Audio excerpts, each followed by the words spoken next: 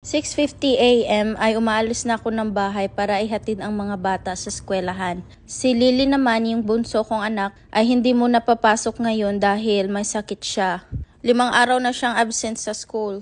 Hopefully bukas ay pwede na siyang makabalik. Maaga akong dumadating lagi para mauna ako sa LAN at mauna din akong makaalis at makabalik ng bahay. 7:30 AM yung drop-off nila at 8 AM naman yung klase. Para lang siyang drive-thru, ida-drop off mo lang siya. Tapos may mga teacher na nag-aabang. So si Riley lang ang papasok ngayon. May mga sasakyan na nauna na rin sa akin mga maring. Yung gray na sasakyan, lagi talaga yung first in line. Siya talaga yung first honor.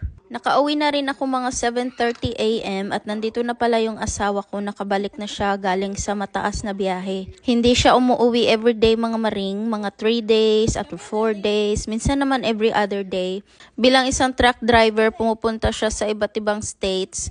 Kaya hindi talaga siya nakakauwi everyday. Hindi rin fix yung schedule niya, iba-iba. Ngayon naman ay magbibigay ako ng gamot sa anak ko. May dalang pizza yung asawa ko, kaya iinitin ko na lang. Ito na lang daw yung kakainin niya pang breakfast. Magluluto naman ako ng itlog, spam at garlic rice para sa amin ng anak ko. Mamayang 2 AM ay babalik na naman sa trabaho ang asawa ko. Trabaho is life talaga dito sa Amerika. Sa dami ba naman ng bills na babayaran ay hindi talaga pwede na walang trabaho. Gusto ko ring magtrabaho mga maring, kaya lang napakahirap kapag may maliit na bata. Kagaya ngayon naman nagkasakit siya, tumawag yung teacher na kukunin siya. At kahit nailagay ko naman siya sa daycare, pag ang bata may sakit, tatawagan talaga yung parents para kunin yung bata. So ayoko naman na magtrabaho tapos absent ng 5 araw straight. Tapos meron pa yan silang fall break, spring break at summer. Hindi pa kasama yung ilang days na walang pasok dahil masama yung panahon. So mapapa-absent ka talaga at maapektuhan talaga yung trabaho mo. Kaya naman kung ano-ano na lang ginagawa ko dito mga maring, nagbablog, nagbebenta ng kung ano-ano. Nagtry din ako mag-apply ng mga work from home, marami na pero hindi pa ako natatanggap. Nag-apply din ako bilang isang substitute worker dito sa eskwelahan ng mga anak ko. Para lang siyang on-call. Napaka-flexible ng schedule. Kaya lang hindi everyday na may available work. Saka lang kung may regular employee na absent, may mga appointments sila. So ikaw yung magsasub sa kanila. So hindi siya everyday. Sana naman one day ay may available na job. Yan kasi yung pinaka-fit na schedule para sa mga anak ko. Dahil hindi talaga ako makakapagtrabaho ng full-time na everyday, mahirap talaga siya.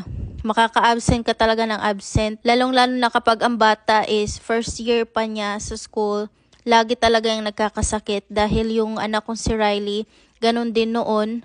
Lagi talagang nagkakasakit. Halos every 2 months, every 3 months. Hindi ko alam kung bakit. Basta ang bata nakabalik na sa school, lagi talagang nagkakasakit. Yung asawa ko naman ay mas gusto niyang nasa bahay ako. At gusto niya rin na ako talagang mag-aalaga sa mga anak ko. Pero ako naman ay gusto ko talagang magtrabaho mga maring. Iba din kasi yung may sarili kang income. May sarili kang madudukot. Alam mo yun? Napakamahal din ng daycare mga maring, mga $100 a week. Tapos 2 bata, $200. Swerte na lang kung yung trabaho mo ay malaking sweldo. May sobra ka pa. Paano kung $12 or $10 per hour lang yung sweldo mo tapos part-time? Wala, maubos talaga yung sweldo mo sa daycare maring. Kaya naman yung pagsasubstitute lang muna yung pinili ko. Kasi in case na may sakit yung mga anak ko at di pwedeng magtrabaho, pwede ko ma-reject yung available job pero hindi maapektuhan yung employee status ko. May choice ka kasi pwede mong i-accept, pwede mong i-reject yung offer. At least meron akong hinihintay na trabaho. Hindi lang muna siya full-time. Hindi talaga to kagaya ng Pinas na maraming makakapagbantay sa anak mo. Marami kang matatawagan dito. Kami lang 2 ng asawa ko. Wala na talagang ibang magtutulungan. Ngayon naman ay nagluluto ako ng pasta para sa lunch namin. Ito na rin yung dinner mga maring. Pang-isahan na talagang luto ito. Yung asawa ko naman ay natutulog kaya naman gigisingin ko na siya ngayon. 2:15 PM na at umalis na kami ng bahay para sunduin si Riley. Yung asawa ko yung nag-drive kasi ayaw niya akong ipag-drive dahil ayaw niya daw maging pasahero. Nasanay kasi siya na siya talaga yung driver. Pagkatapos namin pick upin si Riley, didiretso naman kami dito sa Tractor Supply mga maring dahil bibili kami ng dog collars, mga pampatay ng pulgas. Dahil nagkapulgas yung dalawa naming aso sa loob ng bahay, hindi ko alam kung bakit. Lagi lang naman silang nasa loob ng bahay. Tsaka lang lumalabas sa backyard kapag iihi or magpupupo sila. Kaya naman aagapan na namin, bumili na kami nitong mga pampatay ng pulgas, mga maring. Para sa rugs or couch, yung powder. Tapos may spray din. Ang mahal pa naman yan mga maring. Meron din itong color. I-sprayhan ko na tong buong cage nila para mamatay yung mga pulgas dyan mga maring. Wala akong nakikita pero baka may mga itlog dyan. Papalitan ko na rin yung ano nila, towels. Towels lang kasi nilalagay ko dyan mga maring para madali lang labhan kasi paglagyan ko ng bed dyan ay kinakain nila. Pinaliliguan naman ni Sir yung aso. 2 beses na siyang nagligo ngayong week na to mga maring. Pero may pulgas pa rin siya. Kaya naman bumili kami ng bagong shampoo. Baka naman ito effective na. Mag-aantay lang kami ng 10 minutes. Binabad muna namin ng 10 minutes. Goodbye pulgas na talaga.